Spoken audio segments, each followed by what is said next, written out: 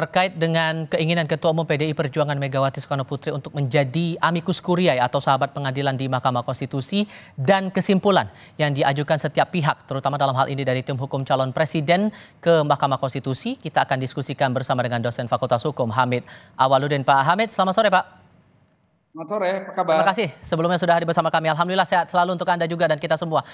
Ini kan Bu Megawati sudah membuat surat 2 kali sebetulnya. Waktu itu juga dirilis di Harian Kompas dan yang sekarang adalah dinyatakan lewat pernyataan amicus curiae langsung kepada Mahkamah Konstitusi. Dari penilaian Anda, hal apa sebetulnya yang mau ditunjukkan oleh Megawati ini?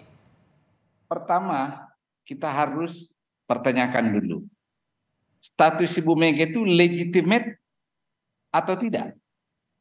Ya, yang pasti secara hukum Megawati Soekarnoputri punya hak mengajukan amicus curiae. Pertanyaannya adalah apa legitimasinya? Ada 2 menurut saya. Pertama, dalam hal penegakan demokrasi, perjuangan mempertahankan demokrasi, Ibu Mega the champion di bidang ini di negeri kita.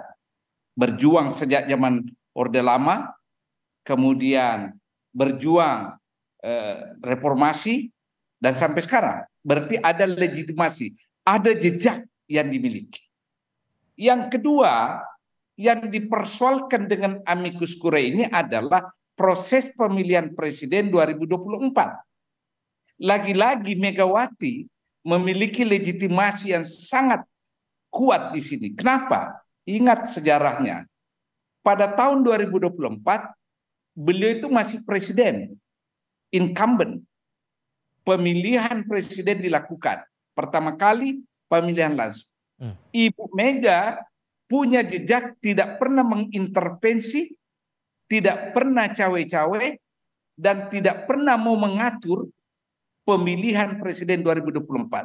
Sehingga dia memiliki legitimasi moral berbicara tentang proses pemilu yang bersih. Nah, dengan rentetan kejadian masa lalu yang berkaitan dengan Ibu Mega, menurut saya Megawati Soekarnoputri memiliki legitimasi moral yang sangat kuat dan sebaiknya didengar oleh Hakim MK. Karena tidak ada personal interestnya. Dia buktikan di masa lalu pada tahun 2024. Tidak ada. Oke, ada legitimasi moral. Sorry saya potong di situ Pak. Ada legitimasi moral di situ, tapi apakah ini bisa mempengaruhi nanti keputusan MK nantinya? Nah, apakah bisa mempengaruhi atau tidak, kita serahkan kepada Hakim Mahkamah Konstitusi. Karena ingat, amicus curiae itu adalah sebuah sistem yang memiliki mekanisme di mana mengundang pihak ketiga, memberi opini, memberi data sebagai bukti dalam persidangan di mana pihak ketiga itu bukan pihak dalam perkara. Jadi secara hukum itu terbuka peluangnya. Secara hukum, siapapun. Nah, Megawati kuat karena ada legitimasi moralnya dengan jejak masa lalu yang begitu kuat di bidang ini. Kalau Hamid Awaludin mungkin belum tentu. Ya kan? Hanya berpikirnya memberi saran atau apa, tapi kalau Ibu Mega ada buktinya bahwa dia tidak cawe-cawe dalam pemilu. Karena kan sebelumnya juga pernah ada yang buat amicus curiae juga datang dari kalangan-kalangan akademisi yang disampaikan ke MK waktu itu. Perbandingan jelas berbeda di situ. Ya, berbeda. Amicus curiae dari para akademikus itu adalah nurani berdasarkan akal sehat, pikiran dan pengetahuan yang dipunyainya. Amicus curiae yang diajukan oleh Ibu Mega selain pengalaman, selain pengetahuannya tentang konstitusi, juga pengalaman empiriknya bahwa dia pernah mengalami pemilu di mana berkaitan langsung dengan dirinya, tapi dia tidak cawe-cawe dan tidak mencederai demokrasi dengan cara intervensi. Tapi sepengalaman kita dalam penanganan PHPU seperti ini dengan datangnya amicus curiae itu leveling jadikan sebagai dasar pertimbangan hakim itu di mana ya Pak? Ya, kalau saya hakim, saya akan mendengarkan opini dan saran Ibu Mega. Kalau saya hakim, karena jejak moralnya sangat legitimate. Beda kalau seseorang apunturir demokrasi yang selalu menyalahgunakan demokrasi tiba-tiba mengajukan amicus curiae dan minta pemilu bersih dan sebagainya, tapi dia kan penuh jejak kotor ke belakang. Kalau Ibu Mega dengan kasus 2024 very legitimate, sangat legitimate untuk mengajukan amicus curiae yang menyoal tentang bersih tidaknya pemilu. Oke. Kalau kita merujuk lagi pada proses PHPU yang berjalan kemarin begitu, yang diajukan oleh pihak pemohon dari dua pihak waktu itu, dari pihak 01 dan 03, ini melawan pihak termohon dalam hal ini KPU, kemudian ada pemberi keterangan dari Bawaslu, plus pihak terkaitnya adalah dari paslon 02. Sampai tadi diserahkan nota kesimpulan ke MK, mereka tetap teguh pada pendiriannya dengan masing-masing opininya begitu. Menurut Anda, kansnya nanti di tanggal 22 April saat MK akan menyampaikan keputusannya, apakah permohonan dari para pemohon ini dikabulkan atau tidak menurut Anda, Pak?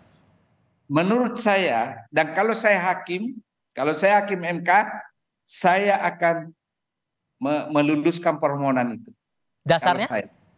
Ya, dasarnya bahwa seluruh anak negeri kita, kecuali tentu pendukung paslon 2, itu mengeluhkan proses pemilihan presiden kan? Dan ingat ya, dalam Undang-Undang Pokok Kehakiman dikatakan, ya, itu Undang-Undang Nomor 48 tahun 2009, hakim wajib hukumnya menggali, menelisik nilai-nilai yang tumbuh dan berkembang di masyarakat. Artinya apa? Keadilan substantif yang harus dicari. Bukan sekedar kali-kali statistik, angka. Yang diajukan oleh Megawati Soekarno Putri adalah tuntutan adanya keadilan substantif yang mendengar keluhan orang tentang proses pemilu. Kalau memakai alasan yang disampaikan oleh pihak 02 bahwa tidak pernah tuh ditunjukkan perbandingan selisih hasil antara pihak KPU dengan para pemohon ini. Ya, karena memang selalu argumennya adalah argumen statistik kan?